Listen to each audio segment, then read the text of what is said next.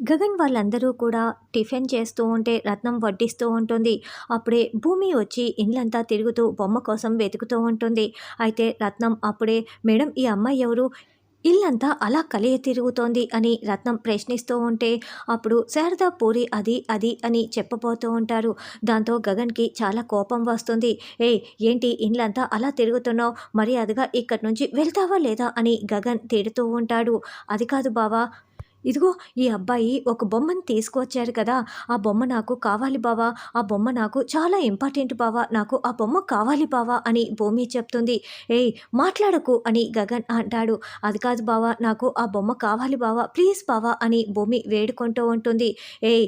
మాట్లాడొద్దని చెప్పానా? మర్యాదగా ఈ ఇంట్లో నుంచి వెళ్ళిపోమ్మని చెప్పానా? అని గగన్ భూమి చేయి పట్టుకొని వెళ్ళిపో అంటూ తోసేస్తూ ఉంటాడు. దాంతో భూమి కింద పడిపోతూ, పడకుండా మళ్ళీ ఒక్క క్షణం ఆగిపోయి చాలా బాధపడుతూ వెనుతిరుగుతూ ఉంటుంది. అయ్యో! భూమి ఆ బొమ్మ కావాలని చెప్తుంటే గగన్ ఇలా నిర్దాక్షిణ్యంగా భూమిని గెంటేస్తున్నాడే అని శారద బాధపడుతూ ఉంటుంది. బావ అది కాదు అని భూమి ఎంత అడుగుతున్నా కూడా వెళ్తావా లేదా అని గగన్ కోపగించుకుంటూ ఉంటాడు. దాంతో భూమి వెళ్తూ ఉంటుంది. మళ్ళీ గగన్ వాళ్ళు తింటూ ఉంటారు. అయితే వెళ్తున్న భూమి మళ్ళీ వెనక్కి పరుగులు పెడుతూ ఒక్కసారిగా మెట్లు ఎక్కుతూ పరుగులు పెడుతూ ఉంటుంది. ఏయ్! ఆగు ఆగు అంటూ గగన్ అరుస్తూ ఉంటాడు.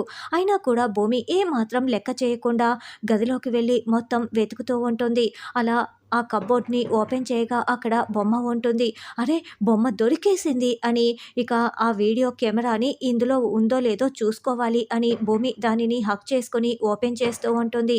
మరి గగన్ ఆల్రెడీ ఆ బొమ్మని ముందర పెట్టుకొని చాలా ముచ్చట్లు చెప్పుకున్నాడు కదా! అప్పుడేమైనా తీసేసాడా? లేకుంటే అంతకు ముందుగానే రత్నం చూసింది కాబట్టి రత్నం తీసేసి ఉంటుందా అన్నది రానున్న ఎపిసోడ్‌లో తెలుసుకుందాం.